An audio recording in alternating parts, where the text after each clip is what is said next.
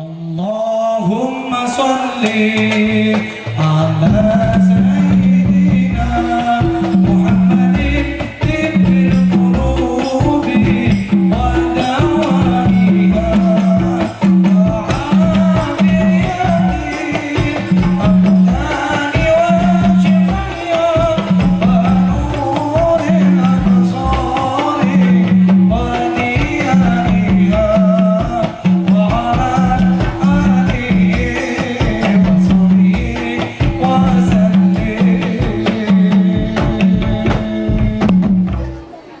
Assalamualaikum warahmatullahi wabarakatuh.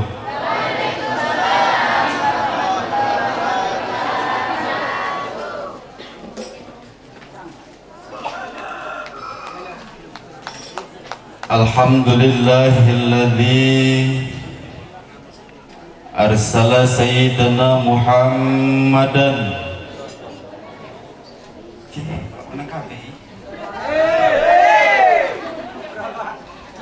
kaget ngaji maaf bro.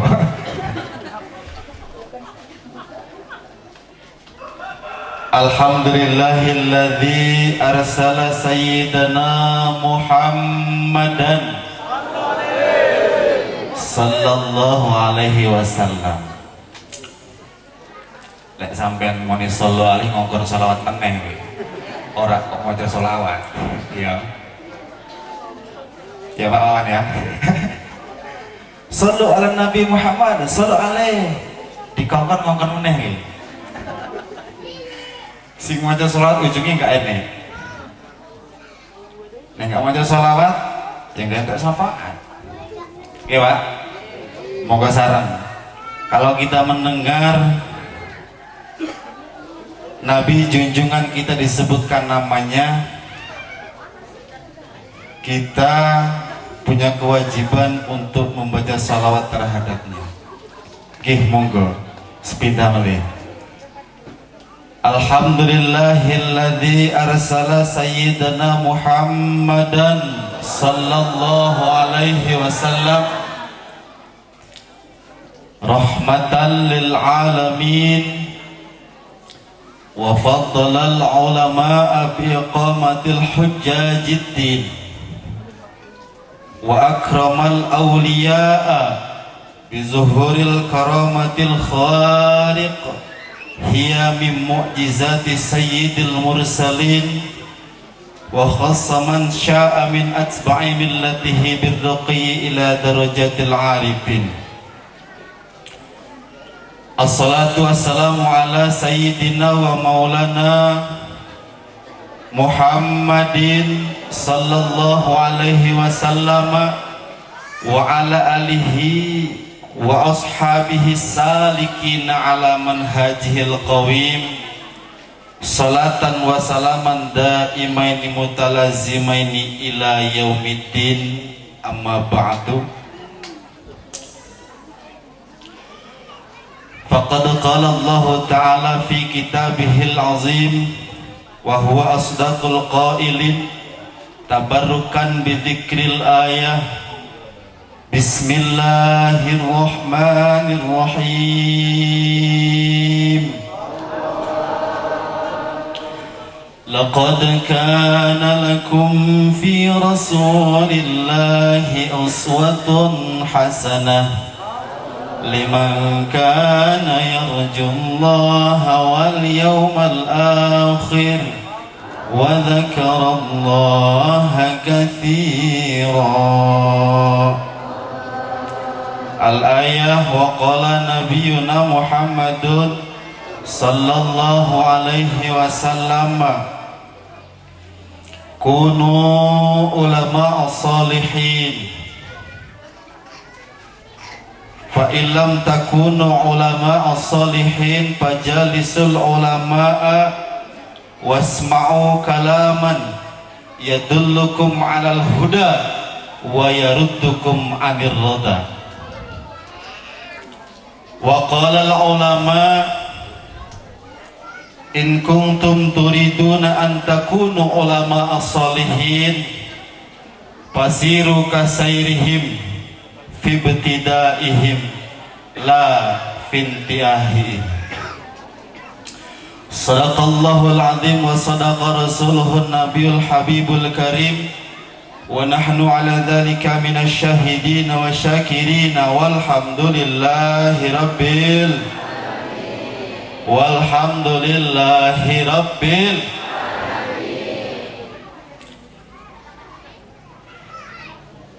Yang saya muliakan, yang saya hormati, yang saya ta'zimi, dan sangat saya harapkan, saya tunggu-tunggu manfaat berkah ilmu dan doanya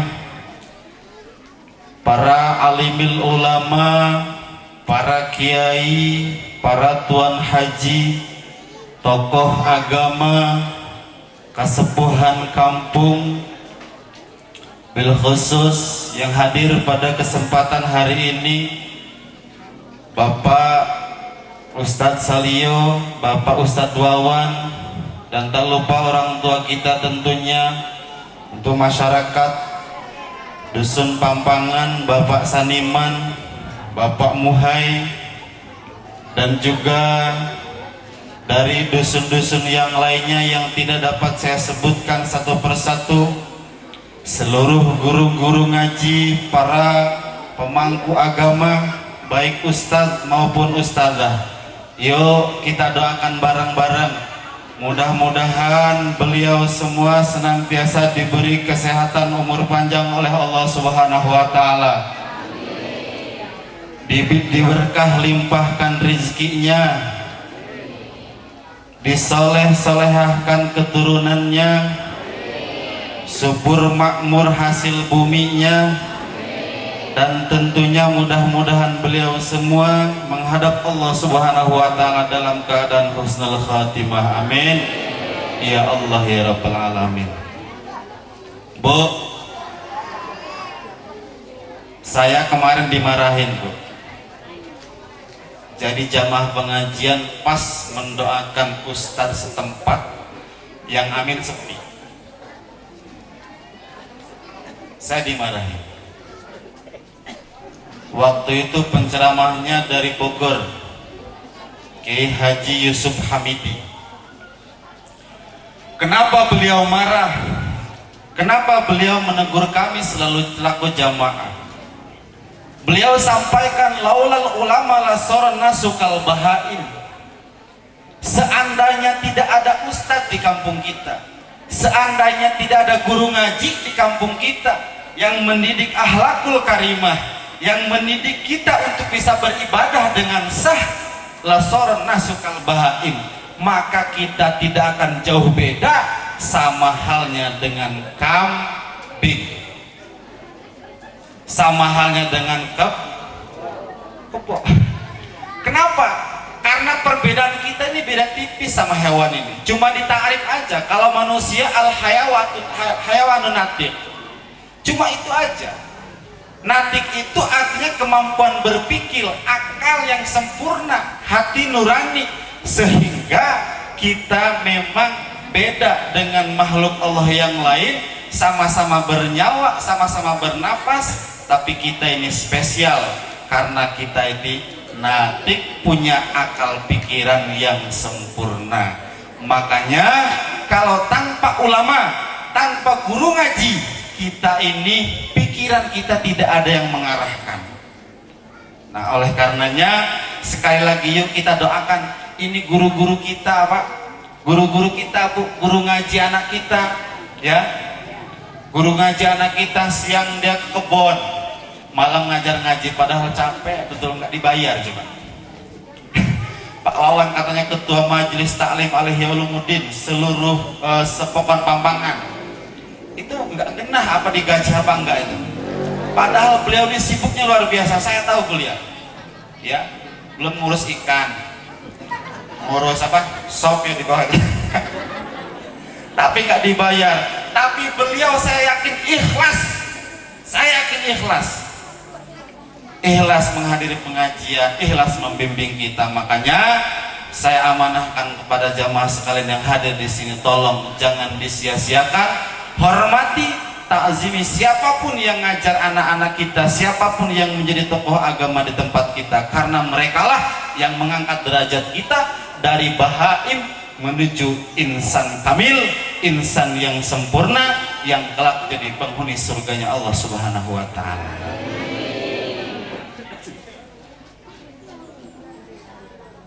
Dan tak lupa yang saya hormati tentunya aparatur pemerintah yang hadir pada siang hari ini, baik dari tingkat dewan, tingkat calon dewan, tingkat pratin, calon pratin. Udah ada calon pratin di sini? Belum? Udah, cuma masih malu mau nongol.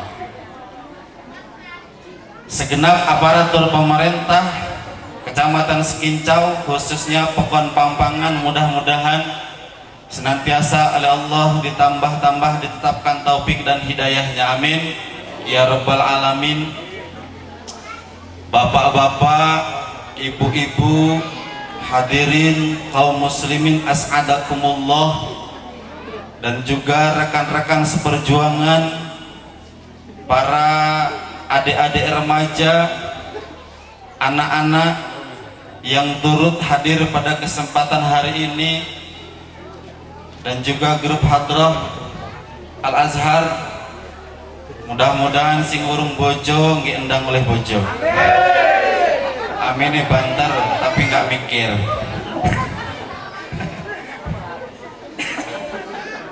Doa itu harus sama syariat, ya Pak.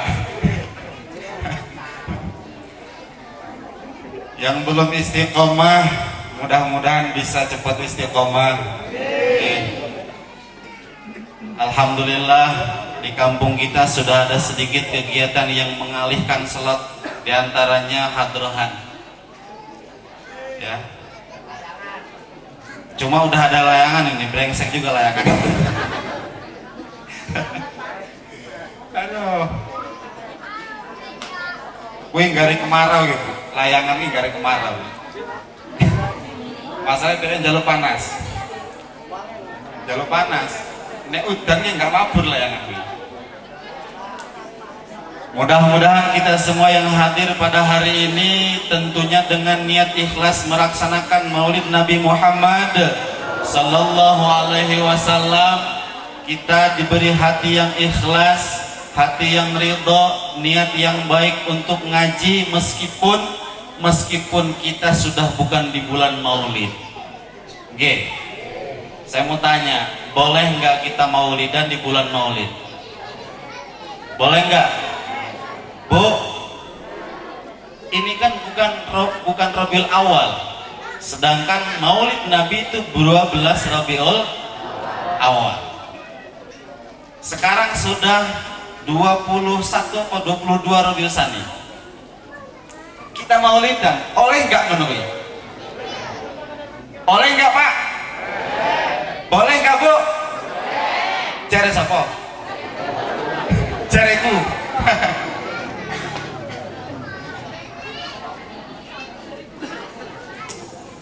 Nah inilah ya, demi menjaga kekompakan, nggak ada masalah urusan bulan, mau bulan Maulid, mau bulan Ramadan, mau apapun, kalau kita niatkan untuk melahirkan rasa kegembiraan kita, untuk mengaplikasikan rasa kesenangan kita atas lahirnya baginda Kanjeng Nabi Muhammad sallallahu alaihi wasallam, memperingati Maulid, mau siang, mau malam, mau subuh pengajian kayak gini, itu boleh-boleh saja, asalkan kuncinya ada bacaan ayat Al-Quran. Kalau menurut Imam Suyuti, ya, bacaan Al-Quran, ada bacaan zikir, kemudian membacakan sedikit ataupun sekelumit sirah baginda Kanjeng Nabi Muhammad sallallahu alaihi wasallam.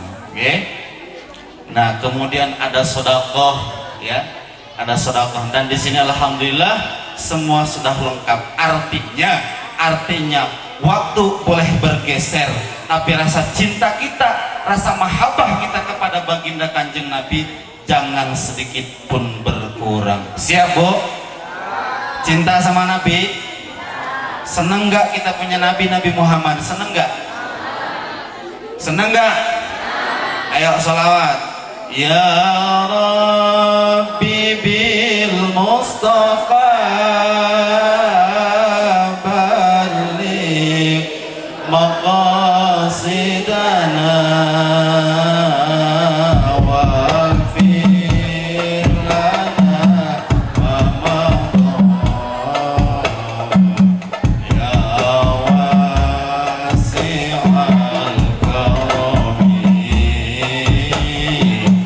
maulana salli wa sallim ya imam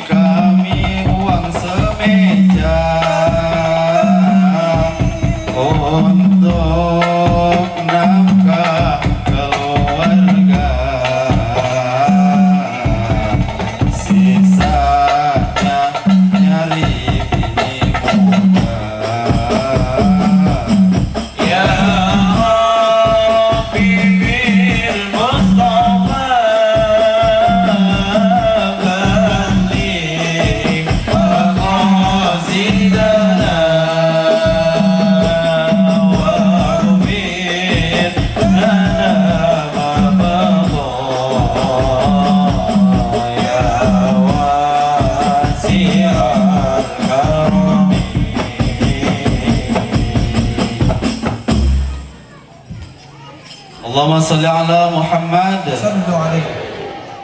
Sallu alaihi. Pak Leni. Allahumma salli ala Sayyidina Muhammad. sallallahu alaihi wasallam. Ki ngono kayak ngene. Bu, ambilin air. Pak, ambil aja sendiri. Padha kaya ngono. Sallallahu Nabi Muhammad. Sallallahu alaihi ngongkon dikongkon mana? Dikongkon ngongkon mana? Gak oleh. Apa jare wong Jawa iki? Saru.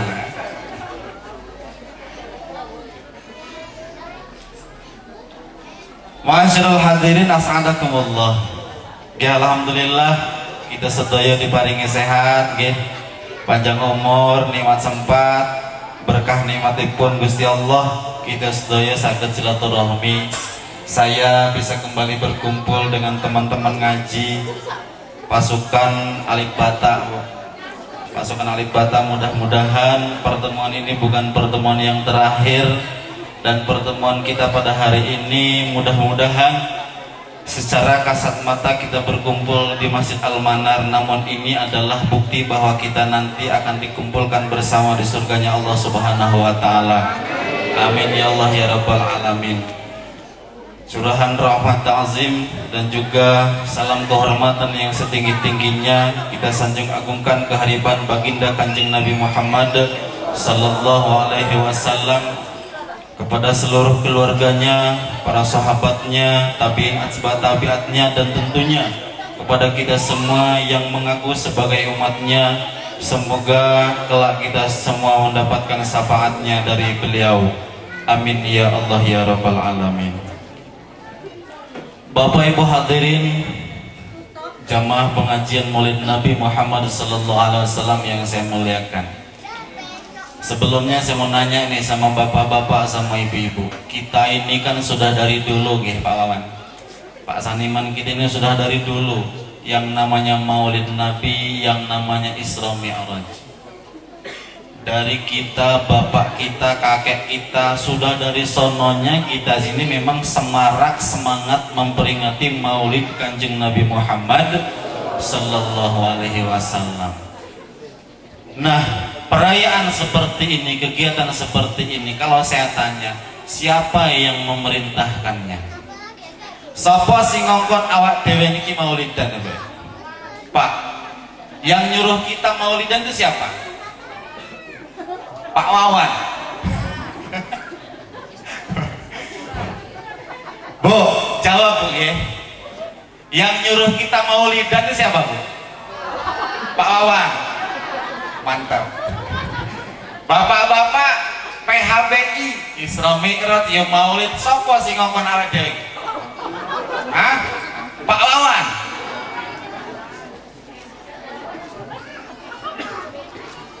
Jawabannya Pak Wawan, alhamdulillah. Meskipun ngawur asal jawab tapi leras Bu. Betul itu. Kenapa? Karena Kanjeng Nabi Muhammad sallallahu alaihi wasallam memerintahkan kepada kita untuk mengikuti apapun yang disampaikan oleh alimil ulama. Kata beliau, man akramal ulama faqad akramani. Kalau kita nurut sama ulama, memuliakan sama ulama, mengikuti petuah-petuahnya, mengikuti nasihat-nasihatnya yang baik, maka sama saja kita itu nurut manut kalih Kanjeng Nabi Muhammad sallallahu alaihi wasallam. Oke, nyambung lah. Dan siapa yang mengikuti, yang memuliakan Kanjeng Nabi Muhammad, maka sama dengan memuliakan Allah Subhanahu wa taala, maka orang tersebut jaminannya tidak ada apapun kecuali mereka pama'wahul jannah, mendapatkan jaminan surga dari Allah Subhanahu wa taala.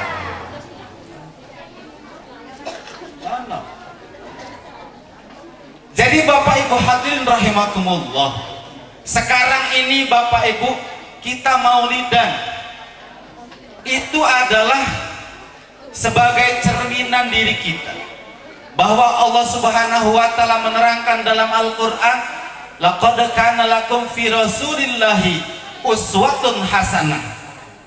Dan pada diri baginda Kanjeng Nabi Muhammad sallallahu alaihi wasallam itu ada suri tauladan.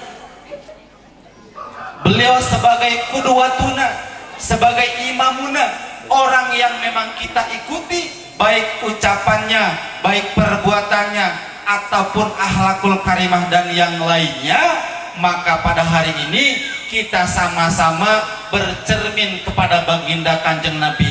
Bagaimana caranya? Melalui pengajian maulid seperti ini, kita yang tadinya akhlak kita biasa-biasa saja menjadi akhlakul karimah, akhlak baginda Kanjeng Nabi Muhammad sallallahu alaihi wasallam. Contoh beliau suri tauladan yang baik dari segi apapun, ya akidahnya, ya ubudiyahnya, ya muamalahnya, bahkan munakahat dan jinayah, segala urusan Kanjeng Rasulullah adalah contoh yang paling utama. Jadi kita kalau sama Kanjeng Nabi Bu, ibarat kita itu ngaca. Kita kesini semuanya ngaca dulu nggak? Ibu-ibu ngaca dulu nggak? Ngaca. Supaya apa ngaca? Ben jilbabnya nggak plenyot-plenyot ya. Ben lek lipenan nggak kaya wong meler. Gak lipen nang alis, gak sifat nang lambe, ujung-ujungnya kaya jaran kepang. Mangkat pengajian kan nggak pantas lek ngono kuwi.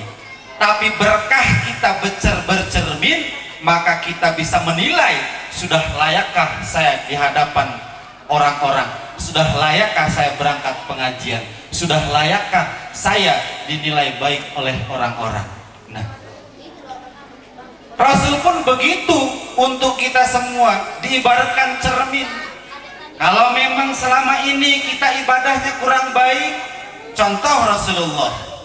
Kalau selama ini kita akidahnya melancang-melenceng, contoh Rasulullah. Kalau selama ini kita urusan rumah tangga masih acak-acakan, contoh Rasulullah Sallallahu Alaihi. Contoh Rasul. Kalau ibu-ibu mau nyontoh Rasul, silahkan. Cuma kalau ibu-ibu kan perempuan, siapa yang dijadikan suri tauladan? Siapa? Istri baginda Kanjeng Nabi Muhammad sallallahu alaihi wasallam, Sayyidah Khadijah. Saya ingat satu buah kisah di dalam kitab Ajaibul Alim. 40 hari Sayyidah Khadijah sebelum wafat, beliau sakit sehingga beliau terbaring di tempat tidurnya, tak bisa melakukan aktivitas seperti biasanya.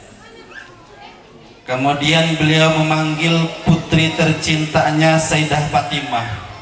Ya Fatimah, ta'al. Begitu Fatimah hadir, datang, ada apa ya ibunda? Hari ini kata Sayyidah Khadijah, badanku terasa menggigil, dingin, gregesi nek cara wong kene. Apa kalau kata orang ini ogan apa? Hah?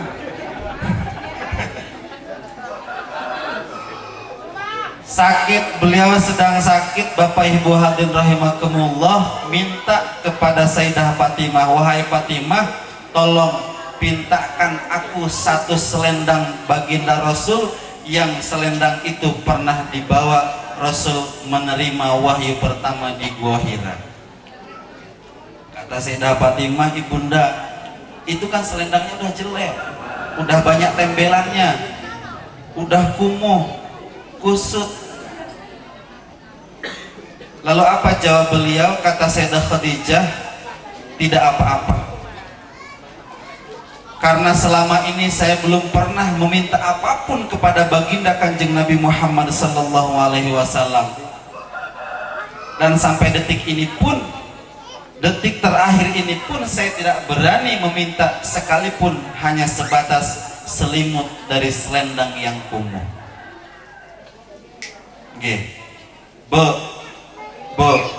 Itu Siti Khadijah. Selama Siti Khadijah mendampingi baginda Kanjeng Nabi, beliau terkenal sebagai saudagar, sebagai konglomerat yang paling kaya pada saat itu. Meskipun beliau hanya seorang perempuan, tapi hartanya beliau paling kaya, paling banyak, paling Pokoknya kalau diukur dibandingkan dengan saudagar pada saat itu, tidak ada separuh-paruhnya untuk seluruh saudagar dikumpulkan dibandingkan dengan harta Sayyidah Khadijah. Dan itu habis diberikan kepada baginda Nabi untuk apa? Untuk li'la'i kalimatillah, untuk kanjeng Nabi berjuang menegakkan agama Islam, agama yang diridhoi oleh Allah Subhanahu wa ta'ala. Itu adalah contoh istri yang solehah. Sekarang saya tanya Bapak Ibu, ibu-ibu banyak mintanya apa banyak ngasihnya sama suami? Jawab Bu, jangan malu-malu. Nanti malu-malu malah malu-maluin. Ibu di sini banyak nuntut apa banyak ngasih solusi sama suami? Saya nggak maksa jawabannya mau apa aja terserah. Cuma saya nanya, jawab yang jujur. Kita ini banyak mintanya apa banyak ngasihnya sama suami?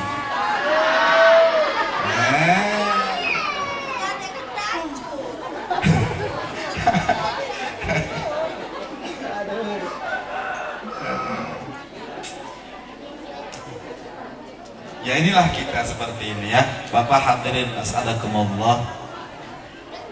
Kalau kita mau melihat perangai yang baik, meskipun kita sebagai seorang istri yang memang hak kita adalah mendapatkan nafkah baik zahir ataupun batin dari seorang suami, namun menjadi pantangan yang sangat besar. Saru nek wong wedok kakean jaluk karo bojo lanange.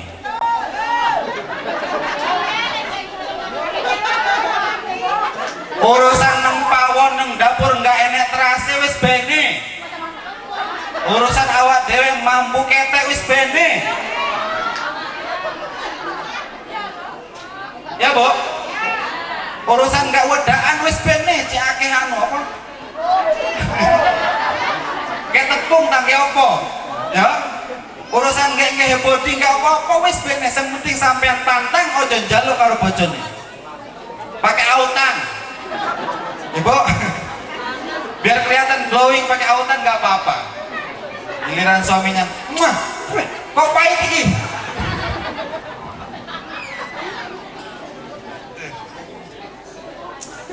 Masya Allah, ya, alhamdulillah.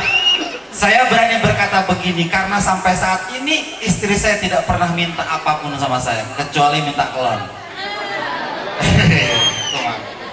Nah, itu mah penting itu mah. Minta diservis, baru dia ngajak. Karena apa? Kalau urusan kita masalah zohir, masalah makan, masalah dandan, masalah sandang pangan, kita pantang. Kalau kita mau ikut Sayyidah Khadijah, jangan nuntut sama suami.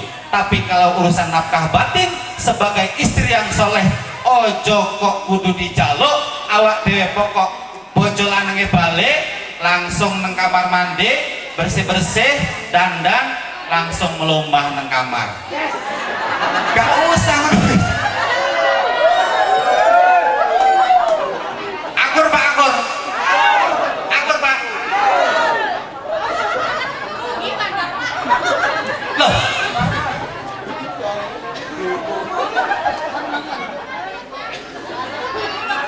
Ngene ya awak dhewe iki ya kaya ro kasline. Bingung disampekne yo. Akeh nggak akure, nggak podone, nggak disampekne. Ya iki kewajiban. Iki ilmu. Sampean kalau bercermin kepada baginda Kanjeng Nabi, kalau bercermin kepada istri-istri Nabi, ya itulah adanya.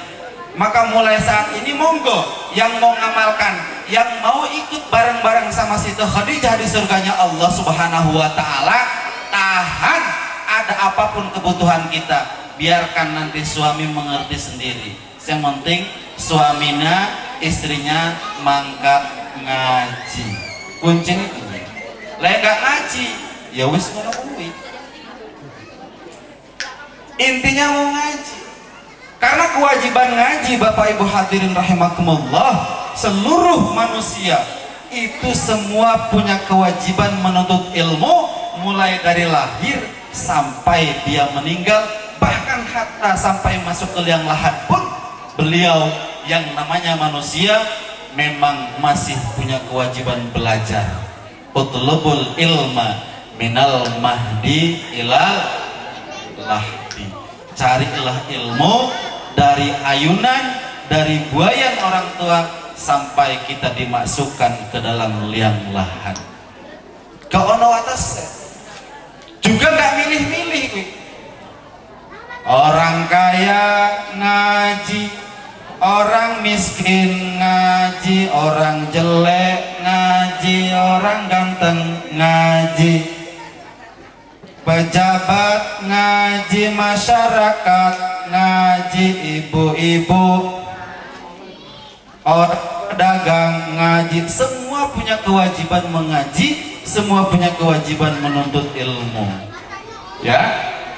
Nah, oleh karenanya sekali lagi saya ingatkan bahwa apabila memang kita ingin meniru akhlak Rasulullah Sallallahu Alaihi Wasallam untuk ibu-ibunya, ayo kita contoh Sayyidah Khadijah radhiyallahu anha. Apa yang kita contoh? Jangan kebanyakan nuntut sama suami. Nanti juga kan malu sendiri suami kita itu kalau makan cuma nasi aja, nanti dia mikir ya. Kalau begitu ibu-ibu masuk kamar, iki kok mambu wedus, iki nang kamar apa ya? Nek wedus nang kene iki digoleki nang ngisor ranjange enggak enek. Nang lemari enggak enek, digoleki nang dhuwur lemari yo enggak enek. Basa dhek turu melumah tibake nang pinggire. Ya Allah, Bu, sampean iki boyo adus, Bu, kata ibu kan tinggal jawab. Saya mandi udah, Pak. Apa ora sabunan apa yo enek sabun, Pak? Rambutmu iki lho kaya pitik digodhog ya apa? Nek jare wong Sunda bau liap kotok. Basa dibelai rambutnya, ya Allah, rambutmu iki kaya ijo wae, Bu. Apa ya sisiran? Apa ya nek sisir, Pak? Kan enak. Enggak usah kita dadak mulung-mulung minta sama suami, keakehan nuntut sama suami. Apalagi nauzubillah kalau kita sampai hilang rasa syukur kepada Allah Subhanahu wa taala karena hak kita sebagai seorang istri, banyak yang lalai, banyak yang dilupakan oleh suami. Maka kembali kepada konsepnya, apabila ingin rumah tangga sebagai seorang istri, ingin sakinah, merasakan indahnya rumah tangga, yaitu mau ngaji. Bapak hadirin rahimakumullah, bapak-bapak pun seperti itu. Kalau kita ingin merasakan mawaddah, kalau kita ingin merasakan rahmah dalam rumah tangga, ayo contoh akhlak baginda Kanjeng Nabi Muhammad Sallallahu Alaihi Wasallam. Beliau, bapak hadirin rahimakumullah, bajunya bolong itu dikaput sendiri. Assalamualaikum 3 kali mau masuk rumah, istrinya sudah tidur di depan pintu. Akhlak Rasulullah. Artinya apa? Dengan segala kesederhanaan baginda Kanjeng Nabi Muhammad Sallallahu Alaihi Wasallam, beliau mengerti, beliau memaklumi bahwa seorang istri di rumah itu bukan cuma main HP aja, bukan cuma nonton aja, tapi sekeliling rumah sudah dia bersihkan, mulai dari terbit fajar sampai sore, nyiapin kita mandinya, makannya segala macam. Maka seorang suami harus memaklumi, oh joko balik saka kupon gak digawe ke kopi muring-muring. Ada yang kayak gitu? Bapak-bapaknya ada yang kayak gitu, Bu? Suami ibu kalau di rumah, ya, kalau habis dari kebun minta dibikin kopi, ada yang kayak gitu? Hah? Ada nggak? Mayoritas kalau di kita ya, karena memang ibu-ibunya rajin ngaji, tahu akhlak kepada seorang suami, pulang dari kebun disambut ya.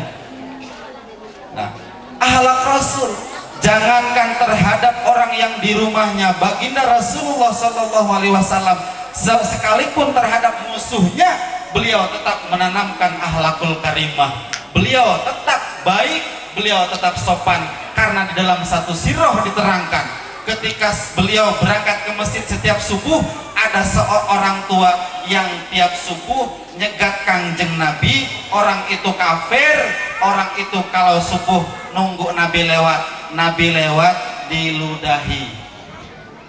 Marah Rasul? Tidak. Subuh berikutnya seperti itu, subuh berikutnya pun seperti itu, sampai itu ludah dari sore sampai subuh dikumpulin biar ketemu Nabi, marah mulai ngituin. Baginda Kanjeng Nabi hanya tersenyum. Baginda Kanjeng Nabi hanya senyum masam kepada orang tersebut. Kenapa? Karena mereka, kata Rasul, orang-orang yang tidak tahu akhlakul karimah. Maka wajar kalau mereka berakhlak demikian. Suatu hari orang tersebut sakit, Rasul adalah orang pertama yang datang ke rumahnya menjenguk beliau. Akhirnya karena akhlak Rasul yang sedemikian hebat, akhlak Rasul yang sedemikian baik, orang tersebut langsung bersyahadat di hadapan baginda Kanjeng Nabi Muhammad sallallahu alaihi wasallam. Alhamdulillah, satu poin monggo dicandak, monggo diambil.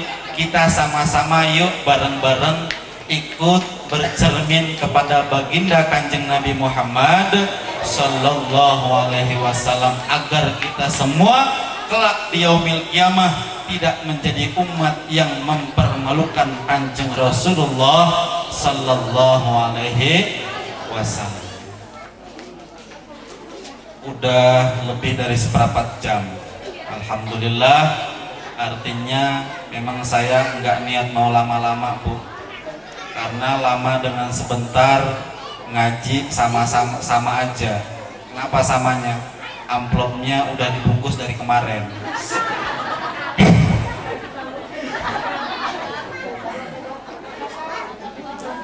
Saya nggak akan panjang-panjang, biar pendek, yang penting masuk semua, Bu ya. Percuma juga panjang kalau cuma masuk separuh. Ya Bu, mending pendek masuk semua apa panjang masuk separuh? Loh ini ngaji Bu, ngaji. Ngaji.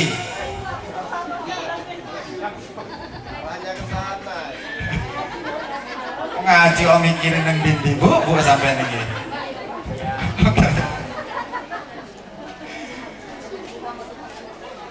Bapak hadirin as'adakumullah, ibu-ibu hadirat rahimakumullah.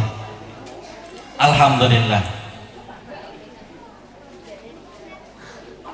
Sepanjang sejarah kepemimpinan baginda Kanjeng Rasul dan sepanjang sejarah seorang pemimpin, Bapak Ibu hadirin rahimakumullah, Nabi kita, Nabi Muhammad sallallahu alaihi wasallam adalah satu-satunya nabi, satu-satunya pemimpin yang berhasil, yang sukses menjadi seorang pemimpin.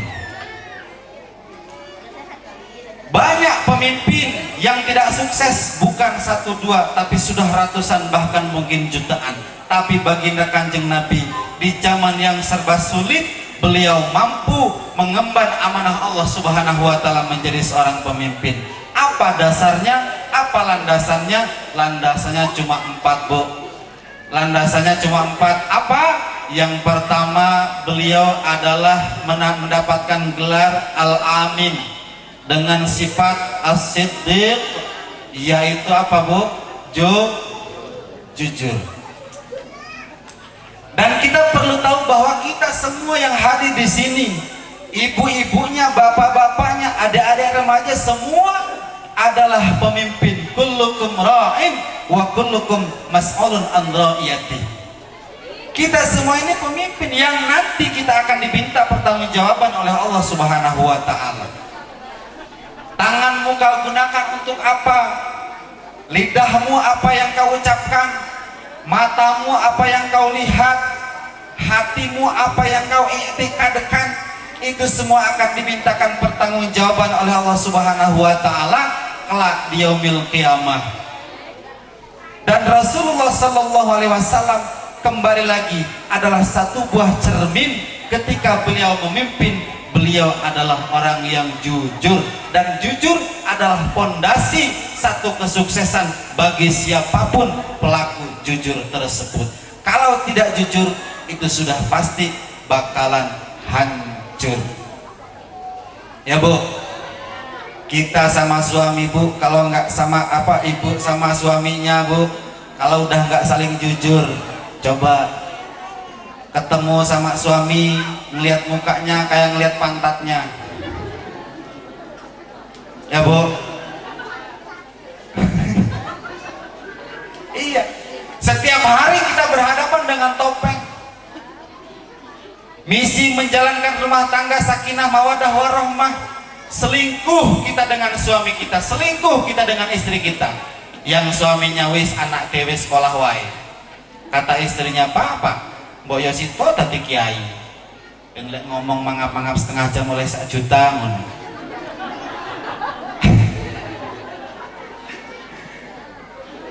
Kita harus sepakat, suami istri harus sepakat urusan keuangan.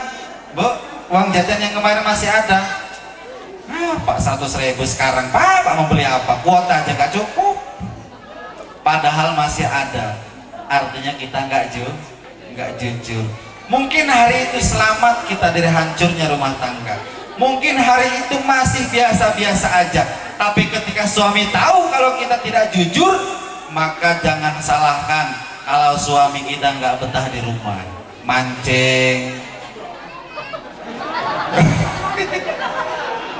bojone ada ini layangan, ngopo? Karena nggak betah di rumah, setiap hari ketemu sama topeng. Ya seperti saya katakan tadi, ngelihat mukanya kayak ngelihat pantatnya.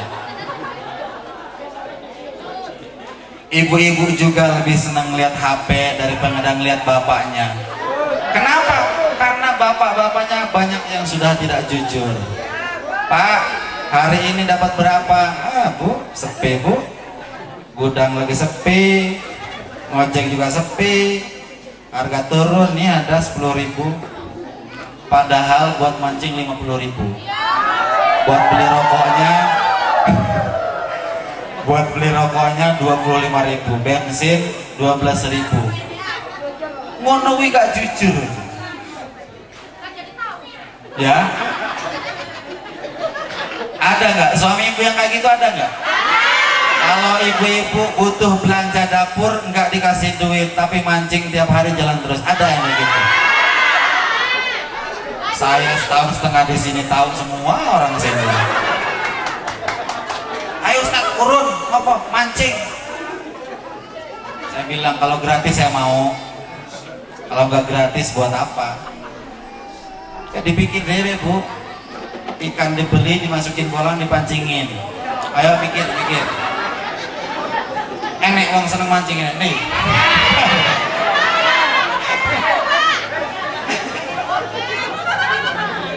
Masya Allah. Piye awake dhewe ki arepe tentrem, adem ayem rumah tangga kalau antara suami kita yang satu sarung, satu selimut, satu ranjang sudah saling mengkhianati. Nauzubillah min. Mudah-mudahan lewat pengajian, lewat ibadah-ibadah yang kita lakukan, Allah membalikan hati kita semua yang tadinya tidak jujur menjadi jujur. Amin ya Allah ya Rabbal. Bapak Ibu hadirin rahimakumullah, Rasul pernah didatangi sama seorang preman, bahkan mungkin mbahnya preman. Kalau di sini siapa ya? Ini yang jualan burung lah kalau di sini. Depan.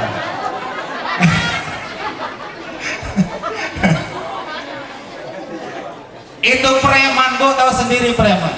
Cek orang Sunda mah tukang bobok, tukang rojok, tukang ngabobokan liang orok.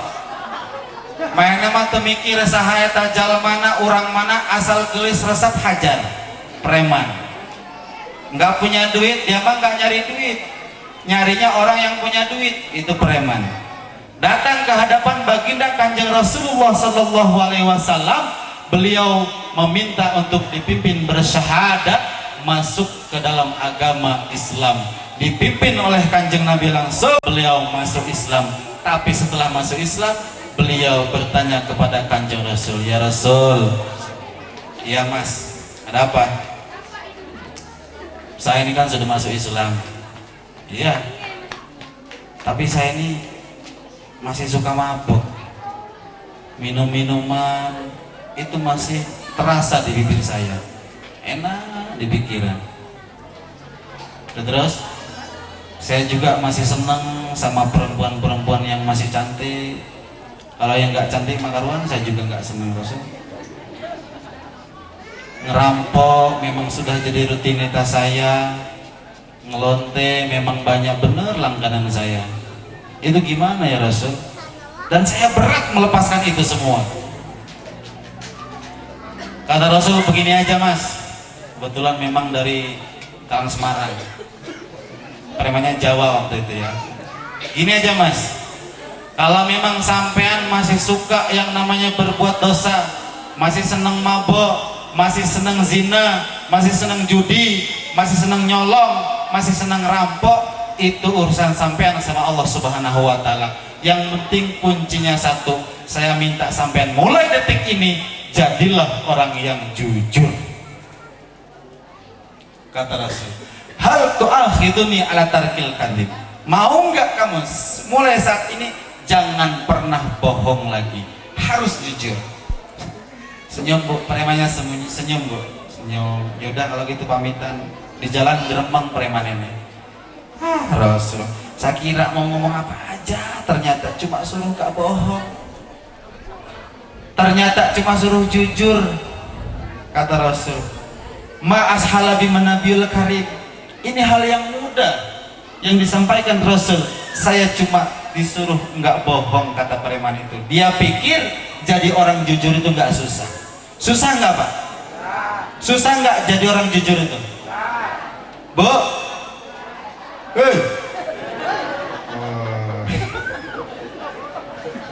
Susah nggak jadi orang jujur? Susah Bu. Susah.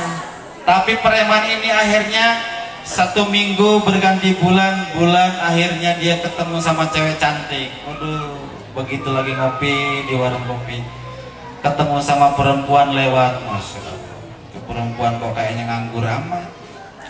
Akhirnya diboking Bu. Itu perempuan diboking sama preman tersebut, masuk ke dalam kamar. Wis pokoknya garing ngecek nih, tapi eling kali dauhan Kanjeng Rasul, pokok sampean awit saiki harus jujur. Dia teringat ucapan baginda Rasulullah Sallallahu Alaihi Wasallam bahwa saya harus jujur. Akhirnya kiri kanan, kata yang kiri, "Udah gasak aja, udah dibayar ini, mana man?" Kata yang kanan, "Kowe iki kon jujur karo Rasul, kowe kon jujur karo Kanjeng Nabi.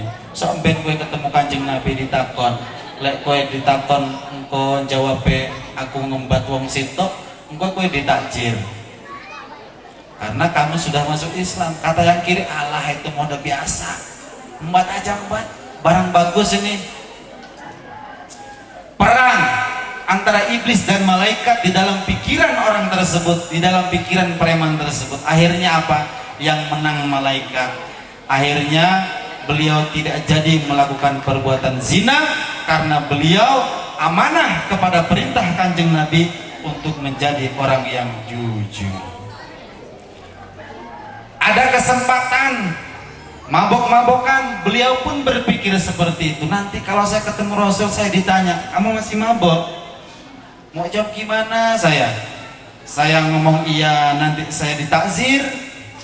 Saya ngomong enggak, berarti saya bohong.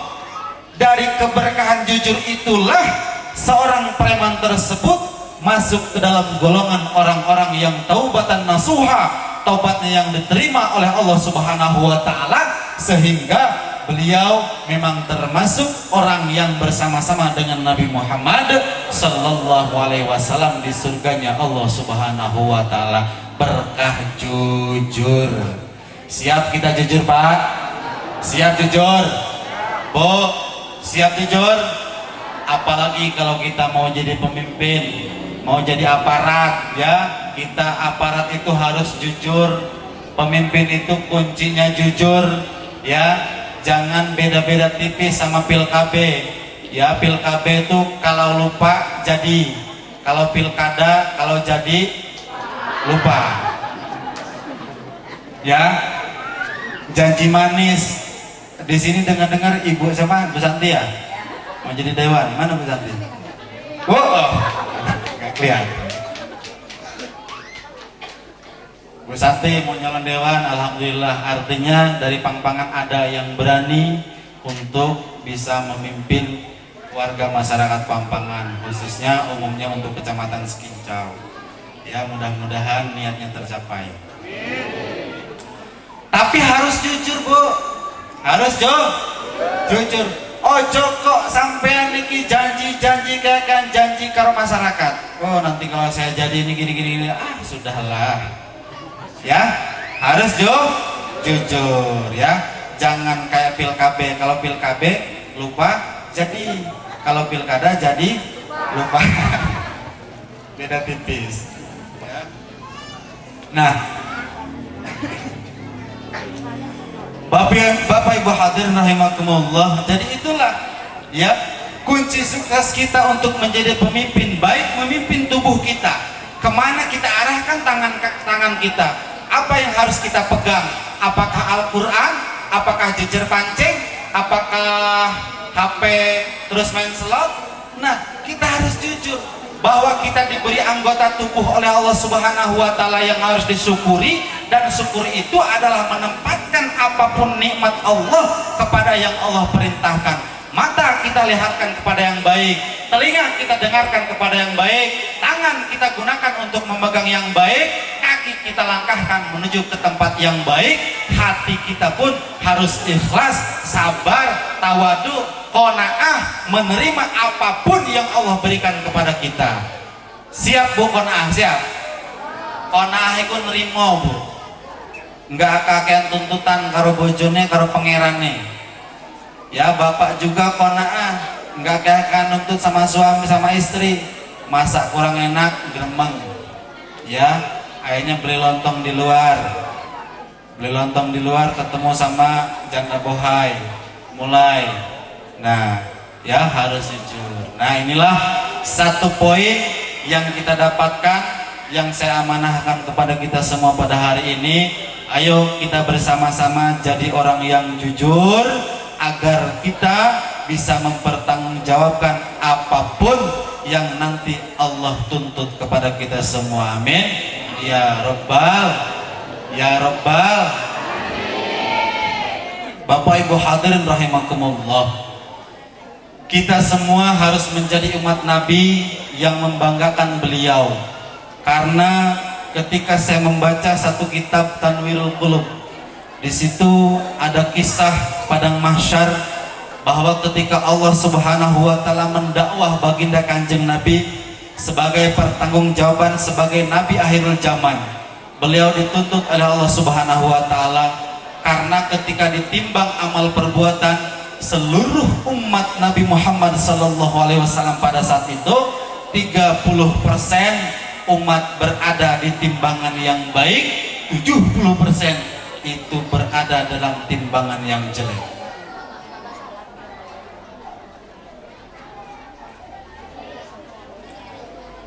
Rasulullah didakwah oleh Allah, wahai Muhammad, 23 tahun engkau dakwah, apakah engkau tidak menyerukan kalimatku? Apakah engkau tidak memerintahkan kepada mereka amar ma'ruf nahi mungkar, lakukan yang baik, tinggalkan yang buruk, berakhlak kepada Allah, berakhlak kepada sesama, didik anaknya ilmu agama, kenalkan dengan Allah, kenalkan dengan engkau wahai Muhammad. Apakah itu tidak engkau sampaikan? Rasul nunduku, Nabi kita malu semalu-malunya. Oh, izin Bu, Kanjeng Rasul izin kalian Gusti Allah Subhanahu wa Ta'ala. Siapa yang mempermalukan beliau pada saat itu di hadapan Allah? Kita sebagai umatnya.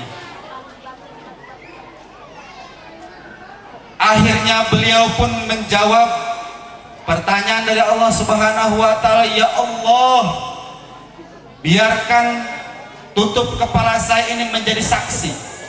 seumur hidup sepanjang sejarah saya berjuang tidak pernah saya memperlihatkan apa yang ada di dalam tutup kepala saya ini. Tapi hari ini biarlah saya malu, biarlah seluruh umat satu alam dunia mulai dari Nabi Adam sampai akhir zaman melihat kepala saya. Kata Rasul sambil nangis, ini saya akan timbang di timbangan amal. Akhirnya kopiah Kanjeng Nabi dibuka, Bu, ditimbang. Setelah kopiah Kanjeng Nabi dimasukkan ke dalam timbangan amal, berbalik yang tadinya 70% umatnya celaka, sekarang 70% umatnya selamat dan 30% lagi umatnya celaka. Siapa mereka? Tentu saja ya kita ini isinya. Mau yang selamat, mau yang celaka, ya kita ini. Tinggal apakah dalam kehidupan sehari-hari kita banyak bercermin kepada Rasulullah. Apakah dalam rumah tangga kita bercermin kepada Rasulullah. Apakah dalam berdagang kita jujur, kita bercermin kepada Rasulullah. Apakah dalam ibadah, praktek ibadah kita sah seperti yang disyariatkan oleh Rasulullah. Sudahkah kita berpikir ke situ, Bu? Apakah anak kita sebagai amanah dari Allah sudah kita arahkan ke jalan Rasulullah? Kita kenalkan dengan sifat Allah, kita kenalkan dengan Nabi Allah, kita kenalkan dengan akidah samiyah. Sudah belum? Kalau belum berarti kita termasuk 30% ataupun 70% umat yang celaka, yang banyak keburukannya daripada kebaikannya. Nauzubillah min. Nah, setelah seperti itu, baginda Rasul pun bersyukur kepada Allah Subhanahu wa taala. Artinya sebagian umatnya yang harusnya diam di neraka diangkat ke dalam surga oleh Allah Subhanahu wa taala. Tinggal 30% umat Rasulullah yang masih akan berenang di lautan api neraka. Siapa mereka? Satu, orang yang meninggalkan sholat. Yang kedua, orang yang gak nurut sama ustadz.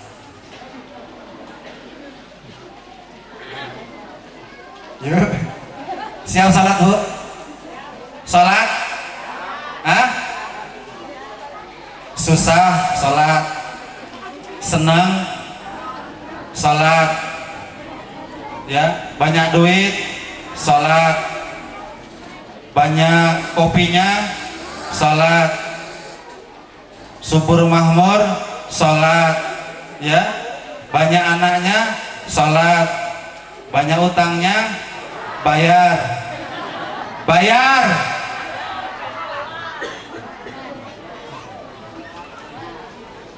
Hanya dua orang pelaku yang tidak bisa disafaati oleh baginda Rasulullah SAW. Satu, tarikus sholah, dan yang kedua, orang yang tidak nurut kepada alimil ulama, orang yang tidak mengikuti petuah-petuah daripada alimil ulama. Kata ulama, Bu, yang sabar. Kata ulama, Bu, yang nurut sama suami. Kata ulama, Bu, yang sabar didik anak. Kata ulama, Bu, ayo anaknya dipondokkan, jangan cuma sekolah aja, harus dipondokkan, dingajikan. Sekarang kalau saya tanya, saya sudah tahu jawabannya, bahwa kita, anak-anak kita, mayoritas semua sekolah, tapi minoritas anak-anak kita ngaji. Betul? Betul? Berarti kita nanti akan mengecewakan Nabi kita Muhammad Sallallahu Alaihi Wasallam. Nauzubillah min dzalik. Makanya ayo, lewat pengajian ini kita semua harus mulai berpikir bahwa keseimbangan pendidikan anak-anak kita itu adalah kunci keselamatan dunianya dan akhiratnya. Percuma bisa nyari duit banyak, percuma punya pangkat yang tinggi tapi nggak kenal sama Allah, sholatnya nggak sah, zakatnya nggak sah, puasanya nggak terima. Untuk apa? Karena nanti di sana bukan pangkat yang ditanyakan, nanti di sana bukan duit yang ditanyakan, nanti di sana bukan kemewahan yang ditanyakan, tapi yang menjadi tuntutan pertama kali dihisab oleh Allah Subhanahu wa taala. Awwalu ma yuhasabu bihil abdu yaumul qiyamah as-shalah. Yang pertama dihisab sholatnya. Kalau sholatnya baik, amal yang lain mengikuti baik, tapi kalau sholatnya nggak sah secara rukun dan syaratnya, maka yang lain percuma. Benar Bu? Kalau nggak benar nanti tanya sama ustadz di kampung. Emang itu sudah hadis benar tak? Jangan-jangan sok tahu aja dia tuh. Ya. Yang pertama kali dihisab amal yang ibadah itu sholat. Maka sholat kata Rasul, as-sholatu imaduddin. Sholat itu tihangnya agama. Dianalogikan kepada satu buah tihang di dalam bangunan. Artinya paman aqomaha, kalau tihangnya kukuh pakot aqomadin, maka agamanya benar. Tapi mawan tarokaha, kalau tihangnya nggak kukuh maka pakot hadamadin, sama saja dengan dia merubuhkan, meruntuhkan agama Islam. Nauzubillah min. Oh, gitu ya. Kita ini kadang-kadang aneh, Bapak Ibu hadirin rahimakumullah. Kalau anak kita nggak sekolah, kita marahnya luar biasa. Kalau anak kita nggak sekolah, sampai dipukul segala macam, diseret ke kamar mandi, disuruh mandi, dibelikan baju baru segala macam. Tapi kita, apakah kita pernah nangis ketika anak kita nggak sholat? Pernah nggak? Hah? Bapaknya pernah nggak kalau anaknya nggak sholat nangis, Pak? Pernah nggak? Jawab. Yuk. Wes luwe gini. Ya Allah, tabarakallah, masya Allah.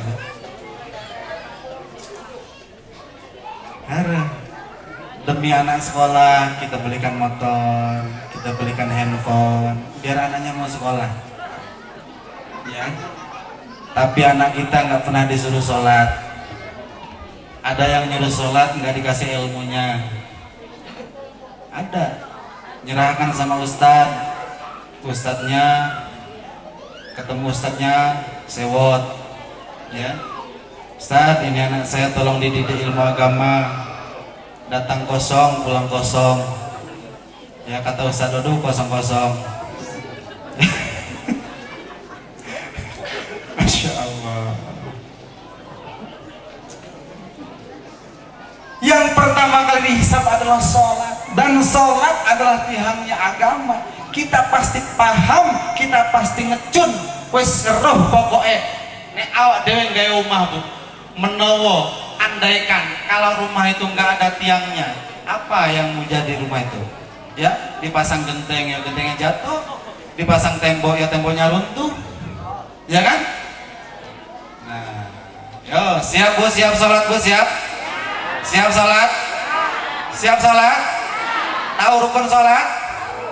Niat takbir ngadeg moco Fatihah, ruku tumanina, i'tidal tumanina, sujud tumanina. Niat takbir ngadeg moco Fatihah, ruku tumanina, i'tidal tumanina,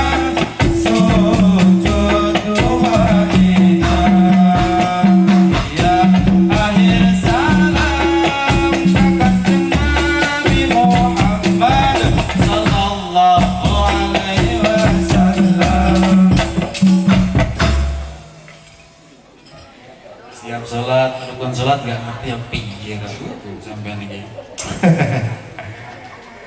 Aduh, masya Allah, tabarakallah. Ayo Bu, ya kita sisipkan waktu kita untuk belajar sholat, untuk belajar akidah 50 sama guru-guru ngajinya, ya, sama ustadz-ustadznya di kampung, ya. Karena kita kalau mau ikut Kanjeng Rasul sekarang susah Bu. Kalau kita mau ikut ibadahnya kayak Rasul, kata Rasul, shollu kama ra'aitumuni usolli, sholatlah seperti kamu lihat saya sholat. Kita jangankan lihat Rasul sholat, lihat fotonya aja kita nggak pernah, betul. Ketemu aja nggak pernah, betul. Kita dengar pembicaraannya pun nggak pernah, betul, kecuali lewat para alimil ulama. Maka sekarang kita tidak usah jauh-jauh mau ngikutin Rasul. Contoh dulu, ikutin dulu para alim ulamanya. Saya yakin kalau kita memang benar-benar niat ingin selamat lewat para alim ulama, lewat para guru-guru ngaji, akan diarahkan kepada baginda Rasulullah sallallahu alaihi wasallam. Kata Rasul terakhir, kunu ulama solihin. Hei umatku, jadilah engkau ulama-ulama yang soleh, ulama-ulama yang baik. Fa'ilam takunu ulama solihin. Kita ini ngajinya wis kadung tua, udah tua baru ngaji, mustahil mau jadi ulama, mustahil menjadi ustazah, mau jadi ustaz susah. Ya jangankan mikirin ngaji, mikirin bako, mikirin terasi, mikirin berambang bawang si umat. Fa'ilam takunu ulama solihin. Kalau memang kita tidak bisa menjadi ulama yang soleh, fajalisul ulama, duduklah bersama ulama, ngajilah dengan ulama, wasma'u kalaman, dengarkan apa yang mereka sampaikan yang akan membawamu ya dulukum alal huda, yang akan membawamu kepada hidayah Allah Subhanahu wa taala, wa yaruddukum anir rada, dan akan menarikmu dan akan mengajakmu menjauh dari kesesatan. Alhamdulillah. Siap salat, siap ngaji. Kalau kelihatan gak salat mau diapain? Pak Saniman, niki mengkain insyaallah Masjid Al-Manar kawabak jamaah. Masjid Malang kawabak jamaah. Ya, nang omah-omah dohor pada sepi, musik mati, warung tutup, pada salat. Amin ya rabbal, amin ya rabbal. Ayo Bu, terakhir kita berdoa kepada Allah Subhanahu wa taala, semoga apa yang kita cita-citakan untuk kemajuan agama Islam oleh Allah Subhanahu wa taala dikabul. Untuk urusan dunia saya nggak mau doakan, cari masing-masing. A'udzubillahi minasyaitonir rajim. Bismillahirrahmanirrahim. Ala hadhihi niyyah wa ala kulli niyatin salihah li ajli salamah wal afiyah wal barakah wal tahsilil maqsud. Sedaya jamaah yang hadir menika panggonan. Al-Fatihah. Bismillahirrahmanirrahim. Alhamdulillahirabbil alamin arrahmanir rahim maliki yaumiddin. Iyyaka na'budu wa iyyaka nasta'in. Ihdinas siratal mustaqim. Siratal ladzina an'amta 'alaihim ghairil maghdubi 'alaihim waladdallin. Amin. Ya Allah ya Rabbana ya Karim ya Hayyu ya Qayyum ya Dzal Jalali wal Ikram. Allahumma shalli ala sayyidina Muhammadin fil awwalin wal akhirin wa barik wa sallim muradiyan wa tabaraka ta'ala sadatina ashabi sayyidina Rasulillah ajmain. Amin amin amin. Allahumma shalli ala sayyidina Muhammadin salatan tulqi biha ar-rubba wal haibata fi qulubil kafirin waz zalimin wal musyrikin wal mufsidin wal hasidin wal munafiqin wa ala alihi wa sahbihi wa barik wa sallim.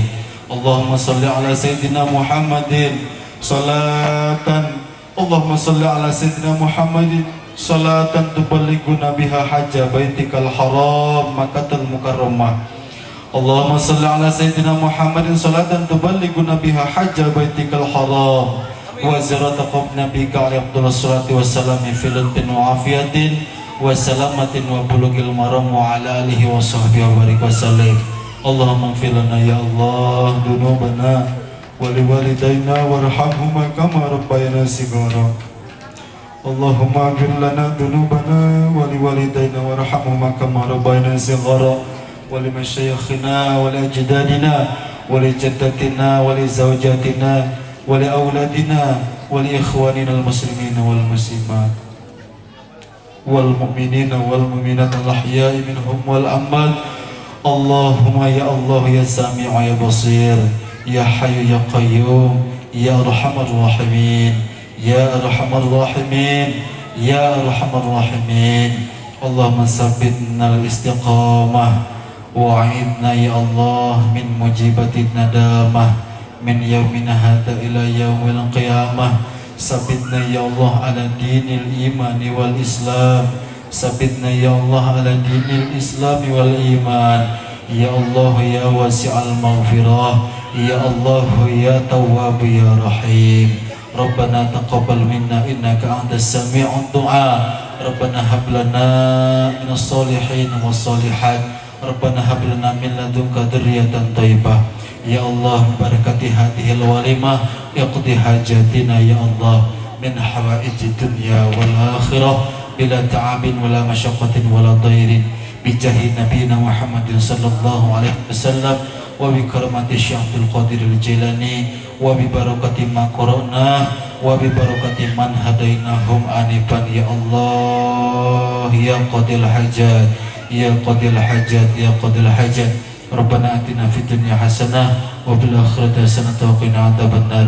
Wa sallallahu ala sayyidina Muhammad wa ala alihi wa sahbihi wa baraka wa sallam walhamdulillahi rabbil alamin. Al-Fatihah. A'udzu billahi minasyaitonir rajim. Bismillahirrahmanirrahim. Alhamdulillahi rabbil alamin arrahmanir rahim maliki yaumiddin. Iyyaka na'budu wa iyyaka nasta'in ihdinas siratal mustaqim siratal ladzina an'amta 'alaihim ghairil maghdubi 'alaihim waladdallin. Bapak Ibu hadirin rahimakumullah, nggih cukup semanten saya mohon maaf dan saya mohon doanya karena insyaallah saya langsung pulang, nggak nginep lagi di sini, dingin nggak kuat bro. Langsung pulang, mudah-mudahan saya dan keluarga tetap diistiqomahkan dalam ibadah kepada Allah Subhanahu wa Ta'ala. Kalau ada yang salah yang bikin hati ibu-ibu apa sakit, itu adalah kebodohan saya. Kalau ada yang benar, itu adalah hidayah dari Allah Subhanahu wa Ta'ala. Mudah-mudahan kita dipertemukan dan kita diperpisahkan di dalam hal-hal yang baik oleh Allah Subhanahu wa Ta'ala. Wal afu minkum. Assalamualaikum warahmatullahi wabarakatuh.